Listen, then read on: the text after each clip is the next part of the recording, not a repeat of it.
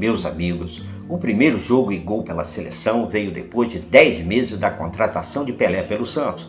O garoto foi convocado pela primeira vez para disputar a Copa Roca, que é a atual Superclássico das Américas. A competição era um torneio amistoso entre a seleção brasileira e a seleção argentina. Pelé é, até hoje, o jogador mais novo a vencer uma Copa do Mundo de futebol. Com apenas 17 anos e 8 meses, Pelé foi campeão do mundo em 1958 na Suécia. O então garoto fez 6 gols em sua primeira Copa do Mundo e foi o artilheiro do Brasil. Nessa edição, Pelé foi chamado pelos franceses de rei do futebol. O primeiro gol de Pelé em uma Copa do Mundo foi contra o país de Gales nas quartas de final do Mundial de 1958. O feito concede a Pelé o recorde de jogador mais novo a fazer um gol em uma Copa do Mundo. Na Copa da Suécia, os dirigentes brasileiros esqueceram de enviar a numeração dos jogadores para a FIFA e a entidade precisou defini-la. E aí sim, Pelé era reserva e recebeu a camisa 10, número que ficou eternizado em suas costas. Por causa de Pelé, os jogadores mais habilidosos passaram a usar também a camisa 10, a camisa 10 de Pelé. O Mundial de 1958 na Suécia iniciou a chamada Era de Ouro da seleção brasileira. De 1958 a 1970 foram 3 títulos em 4 Copas. Em 1962, no Mundial do Chile, Pelé fez um gol antológico no primeiro jogo contra o México, mas sofreu uma contusão no segundo jogo e ficou fora do restante do torneio. Sorte do Brasil, que tinha também outras estrelas, como Nilton Santos, Didi, Zagallo, Vavá e Garrincha, que garantiram o bicampeonato para o Brasil. Outro fato importante na história de Pelé foi um choque entre 2 grupos étnicos da Nigéria, o IBO e o Hausa. Causou um dos eventos mais dramáticos da África, a Guerra de Biafra, com mais de 2 milhões de mortos. Essa guerra civil teve início em 1967 e durou até 1970. No meio desse período, em 1969, a equipe do Santos com Pelé foi para a África realizar uma turnê em jogos amistosos.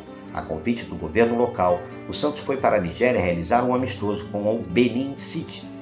Para que a equipe pudesse chegar ao estádio Ogbe com segurança, o governo nigeriano decretou um cessar-fogo na guerra. Nessa partida, a equipe de Pelé venceu por 2-1. Com a volta da equipe santista para o Brasil, a guerra continuou.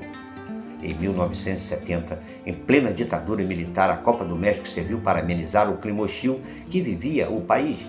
Além de Pelé, a seleção de 1970 tinha outros grandes nomes do futebol, como Jairzinho, Rivelino, Carlos Alberto, Clodoaldo, Tostão e Gerson.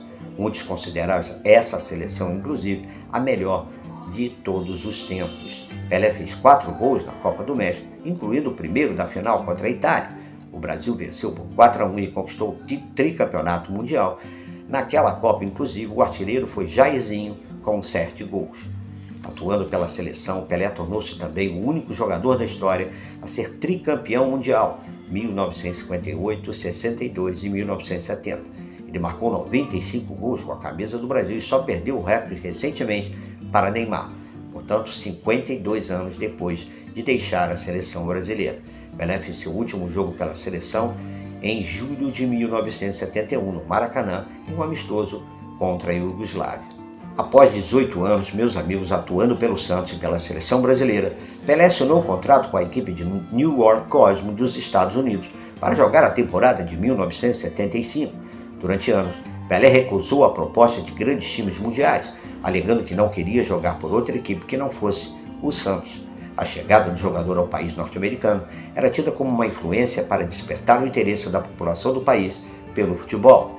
No Cosmos, entre jogos oficiais e amistosos, Pelé fez 106 partidas e marcou 64 gols. A ida de Pelé para a equipe também fez a média de público aumentar nos Estados Unidos. Pelé despediu-se dos gramados em 1977 em um jogo do Cosmos contra o Santos. Nos Estados Unidos, a partida contou inclusive com a presença de artistas, políticos, personalidades mundiais. O rei disputou o primeiro tempo da partida com a camisa do Cosmos e o segundo tempo com a camisa do Santos. De acordo com o Guinness Book, que é o livro dos recordes, Pelé marcou em sua carreira 1.283 gols, sendo o maior artilheiro da história do futebol até hoje. E na vida pessoal, meus amigos, Pelé relacionou-se com algumas famosas. Foi casado 3 vezes e teve 6 filhos. O filho Edson, conhecido como Edinho, seguiu a carreira do pai e tornou-se goleiro do Santos na década de 1990. Após aposentar-se da carreira do futebol, no primeiro governo do ex-presidente Fernando Henrique Cardoso, Pelé foi nomeado ministro do esporte e ficou de 1995 a 1998, quando criou então a Lei Pelé, que revolucionou a prática desportiva no país. A Lei Pelé tinha a finalidade de oferecer mais transparência e trazer mais profissionalismo ao esporte nacional. Com isso, houve o fim do passe dos clubes de futebol do Brasil e a transformação dos clubes em empresas. A lei também criou verbas para o esporte olímpico e paralímpico e determinou a independência dos tribunais de justiça desportiva. Pelé era formado em Educação Física pela Universidade Metropolitana de Santos. Ele ingressou na universidade em 1970, quando inclusive já era considerado o melhor jogador do mundo. O curso foi o primeiro da área com licenciatura no Brasil. Mas infelizmente, o Rei Pelé faleceu no dia 29 de dezembro de 2022. Aos 82 anos, por falência múltipla de órgãos, o ex-jogador estava internado há semanas no hospital israelita Albert Einstein para tratar da progressão de um câncer de cólon. Com a notícia da morte do maior jogador de futebol de todos os tempos, homenagens foram feitas em todo o mundo. Durante a realização da Copa do Mundo de Futebol no Catar, Pelé já estava hospitalizado e recebeu diversas homenagens em jogos da seleção brasileira. A despedida só começou a ser realizada no ano seguinte, nos dias 2 e 3 de janeiro de 2023. As despedidas foram inclusive feitas no estádio da Vila Belmiro, que pertence ao Santos. E assim, meus amigos, a gente encerra nosso primeiro Rio Esporte Memória, agradecendo a atenção de todos, deixando um forte abraço, e é com você agora, querido imperador.